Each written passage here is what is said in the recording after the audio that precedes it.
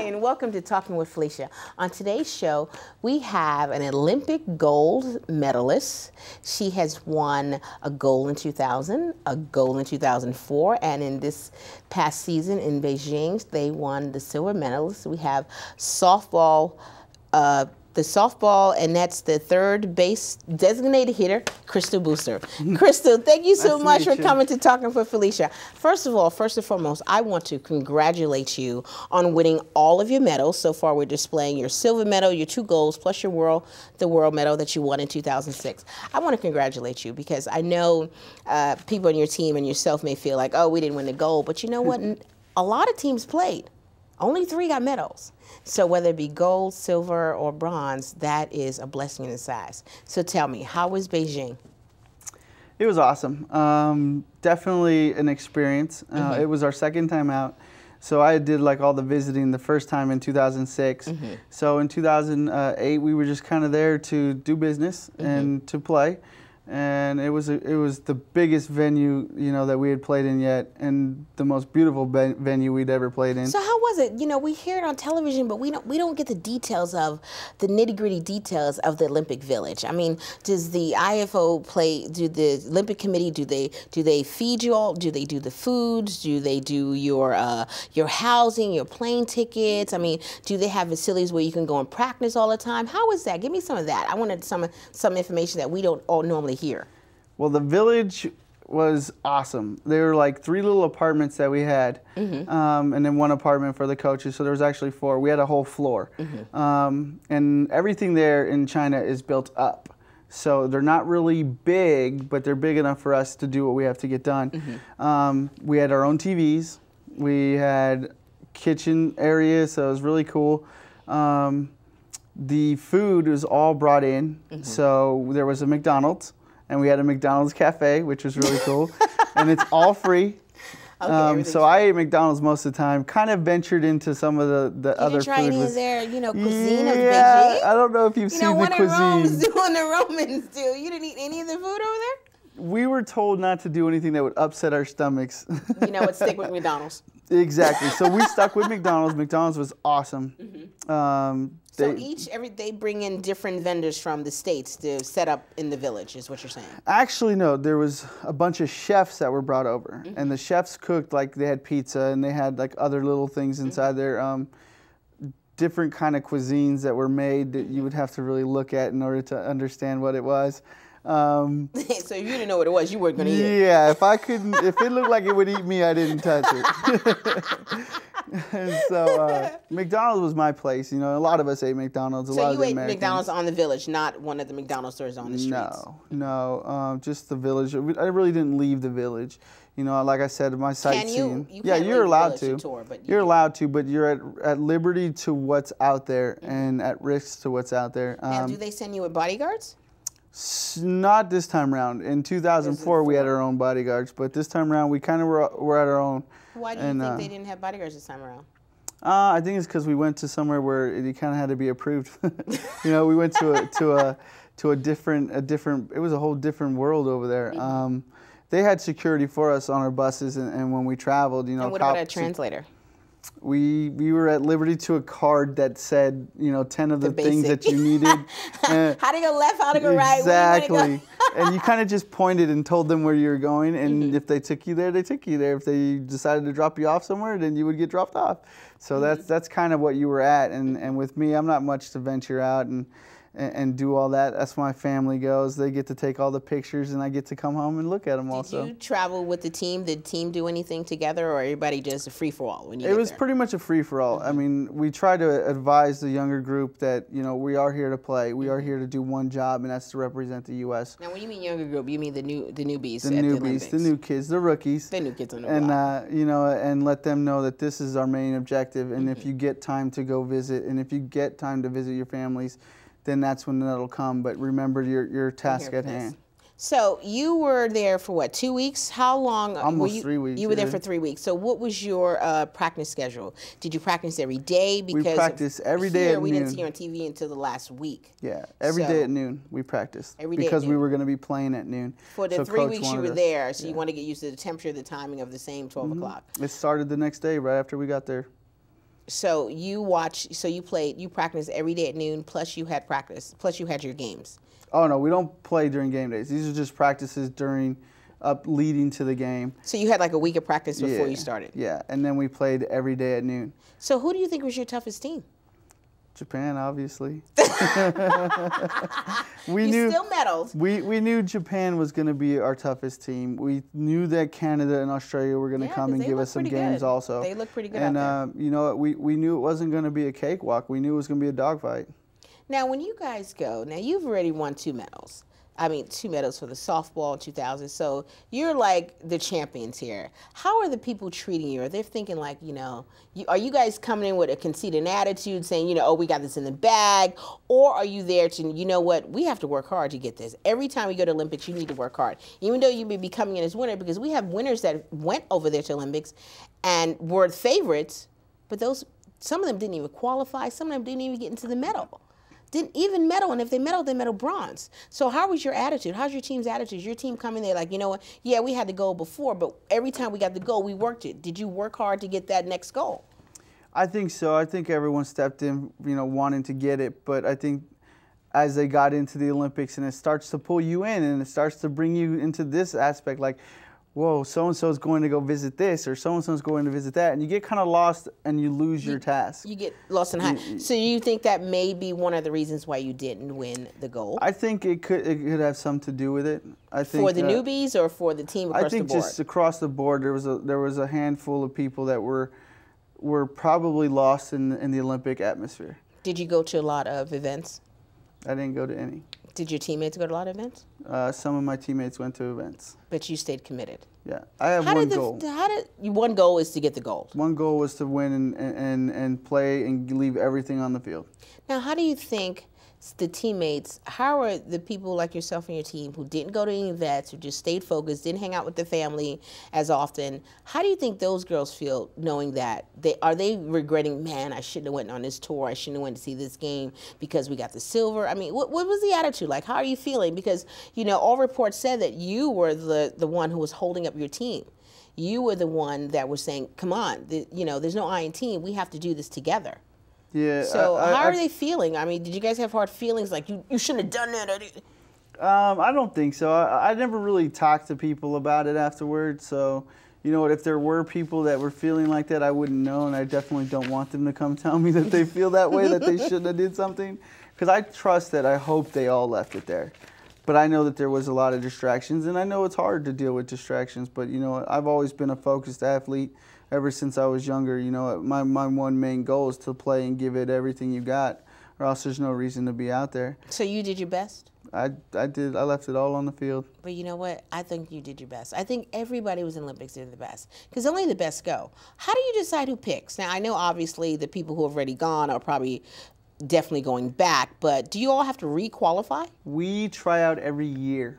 Just to be on the national team. The national team. And they pick every year certain people to come to the tryouts, and it's an invite only. Mm-hmm. And so as you keep going, you keep getting closer and closer to making the team. So no one's a sure foot, no one is a sure foot in. I mean, a pure example of that one is Lisa Fernandez. I mean, she was one of the best players in the world, best pitchers.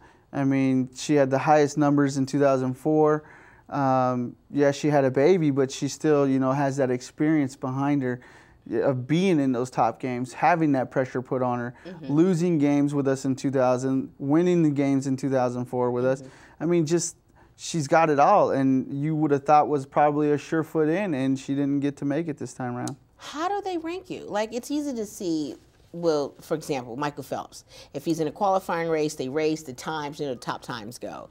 You know, with track, it's easy to see that. But how do they rank you? Do they say, oh, that ball is really fast, or she ran really fast, or she hit really fast? How is the qualifying? How does that work? Is that, to me, it's kind of confusing, the selection, because it's easy to see in track and baseball, you know, I mean, track and swimming, either you're going to swim fast or you're not, and they checking your times. Yeah. What are they doing, checking the...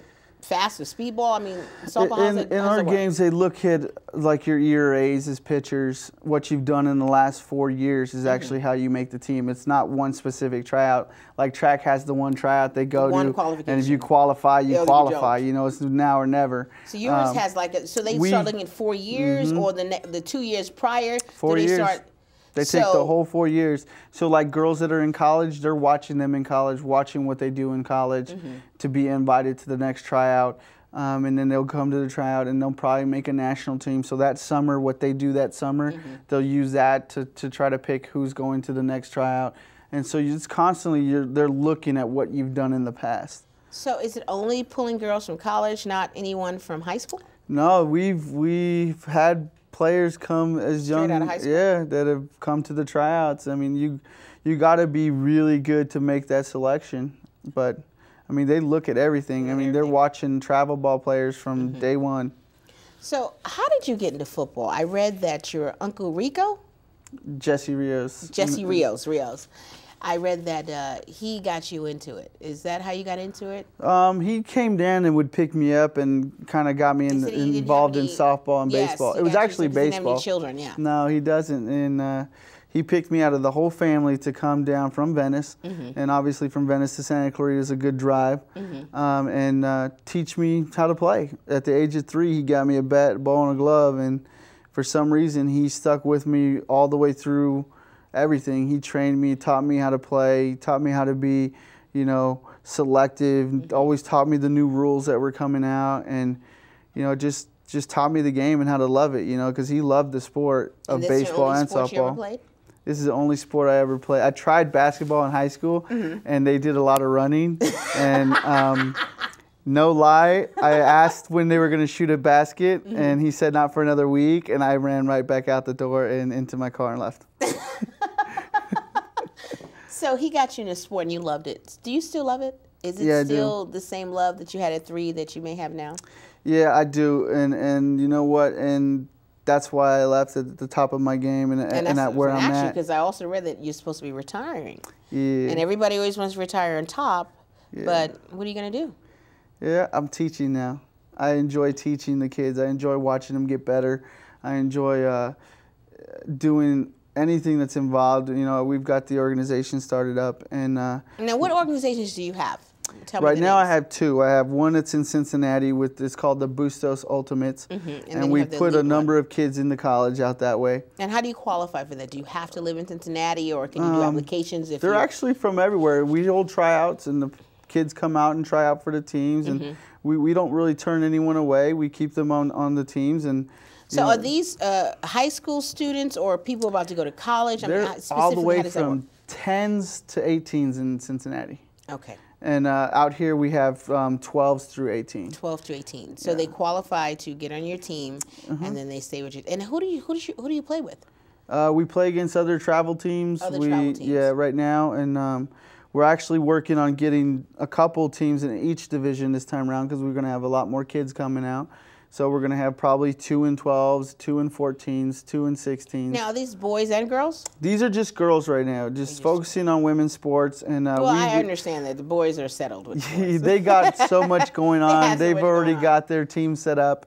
And but we're not going to turn anyone away. We're going to start branching into baseball, into basketball, into soccer, and to every sport. And eventually, hopefully, what it is, we're going to try to raise enough money to where the kids don't have to pay to play, and we're able to fund it. Because it's costly. It costs the parents a lot of money. Some organizations, even here in Santa Clarita, are very costly. With the softball, it's like $1,500, and with the city's programs, usually they're like $100 to $110, which is not that bad. But you know, when you want to go and be more competitive. So if someone came up to you and says, "Where do I sign up? What do I tell them?" I want to be able to tell them.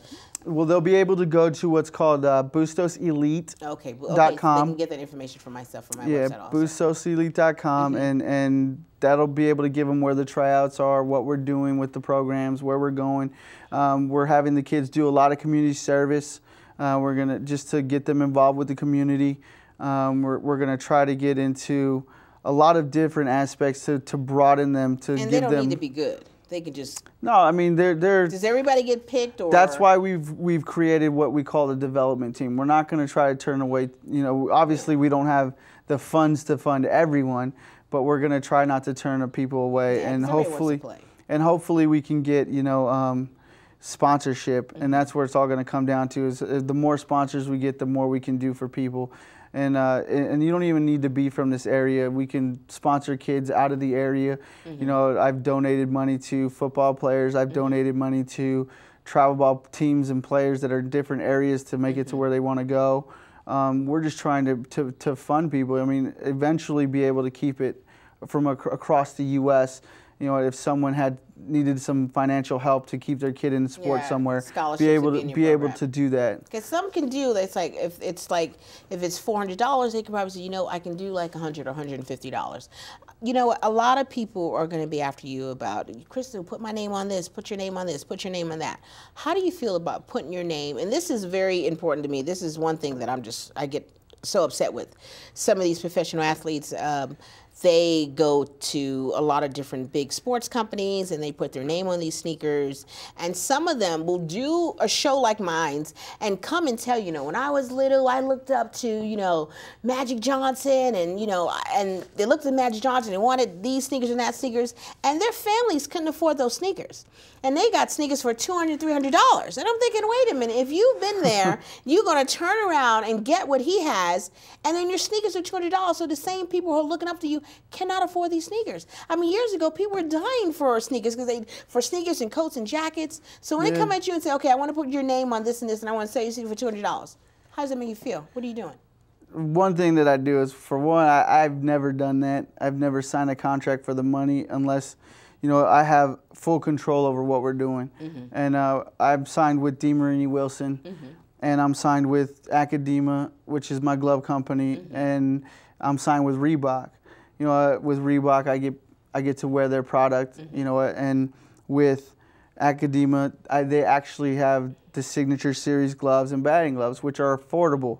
And that's one of the things that we look at when I do sign contracts and put my name on something, is I want to make sure it's affordable, and I want to make sure that it's a good product. I need to shake your hand on that, because not letting athletes feel that way. Affordable and a good product. Thank you. Yeah, and then that's what it's about. Working with DeMarini Wilson, we're going to go to that next level, and hopefully the Signature Series comes out and we talk about stuff like that. But like at the same time, it's got to be affordable and it's got to be a good product. And I know it can work out there because I've been in the game for a long time and been in the business, and you can still make things that are good and affordable. You know what? A lot of people are going to be like, oh, you could be making tons of money here, you can be tons of money there, and you're not going to do it?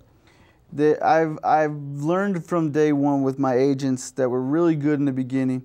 Scott Lawson and John Spade, they worked with Ken Griffey Jr. and Sr. And I learned from them a long time ago that if you sign for the wrong reason, then it's not going to be good for you in the long run. And one thing that they did when I signed my first bat contract is they had bats from all these bat companies come to me, but they came to me not painted with what their logos were. So I would never be persuaded by the name of the company or who was sending it. So I swung the bats and I told them which one I liked best, and I signed with a little company called Mikan back in the day. And you know what? Because they had the best bat. They had the best bat and were willing to work with me under my standards of making a good product that was affordable and lasted a long time. And you know what? We worked for a very long time together and creating product. And we parted our ways, never any bad blood and everything. But it was just time for me to move on. Now, on your bats, is your name on the Academia bats and gloves? My name is actually on the Academia glove and batting glove. Okay. The bats, I don't have a Signature Series bat. Are you making one? That's something that me and Wilson and DeMarini have to come to terms on, and hopefully they can meet my terms, and I can help them. And what about sneakers? Are they Academia? Do they do sneakers? They do cleats. They do stuff like that. But right now that I'm with Reebok, and so we haven't gone to that level with Reebok. Do you want to? Do I want to? If they want to. If they're going to do it affordable. If they want to do affordable, nice sneakers and put my name on them, I'm okay with that. But right now, I'm just okay with them sponsoring me and helping me keep my game going and being able to open my doors. They've been very generous with my teams. We have Reebok cleats that are available to the teams, and we don't charge them for those. And so they help me out a lot with my kids' programs. So I can't take anything away from Reebok. They've been a very good company for me. I'm really glad that they did well for you. You said you're going to retire. Are you really going to retire? Or are you going to get out there for another season or two? You know, I think you got a few more catches or hits in your lifetime. You know that you have the Olympic record for 6 home runs. You received two at 2004 and 1 at 2008. So you have the home run Olympic record. Is this it? I know you said you don't want to do the Olympics, so you think you'll still play in the National League? I'll play in the Pro League, the National Pro Fast Pitch. I'll play in the NPF. How many more years are you going to do that before you move away and just teach? Now, when you mean teaching, you mean coaching? Yeah. Coaching on the college level or high school? Just what I'm doing right now, just at the training level, just training the kids. I would like to coach a college eventually, but you know, that's just somewhere way down the line. I'm not ready for that yet. Sky? Yeah. You're pie in the sky. If you had to tell me about one moment that you took away from each of these Olympic experiences, what would be that moment? The one moment would obviously be the Olympic Games in 2000, you know, us winning the way we did in the fashion we did, coming from behind, and having the heart to do that, you know, and not give up. But I think the one moment, the one last thing that really stands through is that my parents had been able to be there for all 3. That's a blessing in disguise. Yeah. I read somewhere that they said that you were the one that held your team up.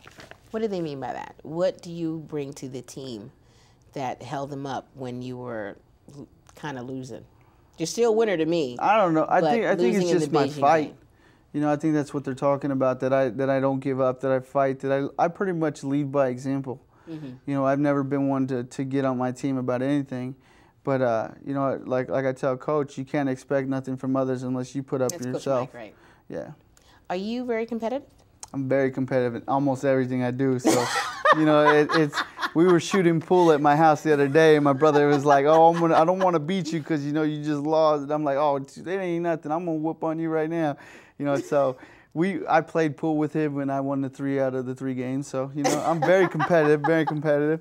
And I'm definitely talking trash the whole time through it, too. You take a lot of trash yeah. I'm a big trash talker. Even when I'm on the field, you can see me at third. Now, were you talking now, the people in Japan, now, most of them, I know you played in 2006 and you was just there for nationals.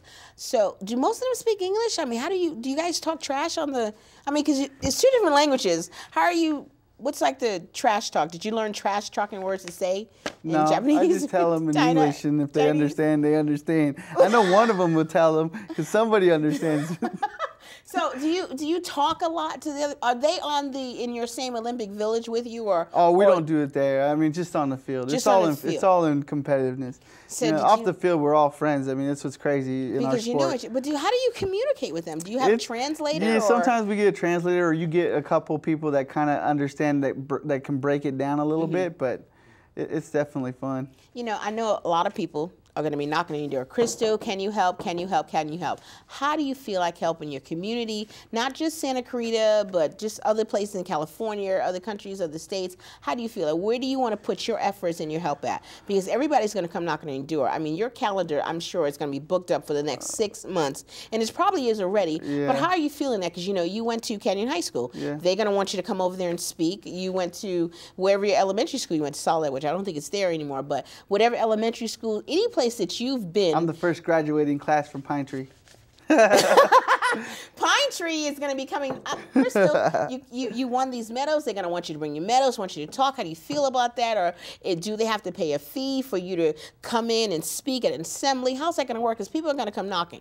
Well, the one thing that allows me to do this is there are fees for us to do big things like that. Normally around in my area, I don't really charge. Like I went to preschool right before we left to the Olympic Games, and I got them all pumped up and talked to them about, you know, the gold medals, and they took pictures with the gold medals and talked to them about sport and what they were about to see in the Olympic Games, you know, what was going to be on TV. They got so pumped, you know, there was like 30 little kids. It was awesome, you know, so I go and talk and I go and speak, and you know what, normally like corporate America, when they bring us in is when we start making our money and charging, but you know, for the kids in the high schools, it's normally not nothing. So if people wanted to say, oh, because I know I'm going to get a lot of emails saying, how do I get in touch with her? I wanted to come to my kid's school. Well, let me tell you, to bring in like a major athlete, normally it costs schools like close to $5,000, $10,000, $15,000 to bring in athletes like that. I know, and you know, with Arnold cutting the budget in education, cutting sports, you know, and music. I'll tell them one thing. Once they see what we charge to come in and do what most people get paid a lot of money for, it ain't even a dent. It's not even a dent. It ain't even going to hurt. So the little schools around here that come and ask you, and it obviously depends on your time and your schedule. So if you had time, you would go in and speak to the schools. That wouldn't be an issue for you. I normally go to wherever my nieces and nephews go anyway. You know, of course you're going to go with them. I normally go to their schools, and I don't charge. I come and talk to their classes. I come and do their things. So, you know, all those schools normally go there. And like my nieces. Because I have kids in school too. My nieces and nephews, they go to Canyon. And, you know, they're in their sophomore year and freshman year there. Actually, my nephew's playing freshman football, so it's gonna be fun to watch him this year. You know, and that's another thing. You know, I'm gonna be retired. I'm home, and I can actually watch my nieces and nephews play ball. You know, my niece started track, and she's gonna do track with Coach DeLong over there, hopefully. So, you know, that's pretty cool. And that they're going to the schools I went to is what's even better. You know, and they got the same teachers I got sometimes.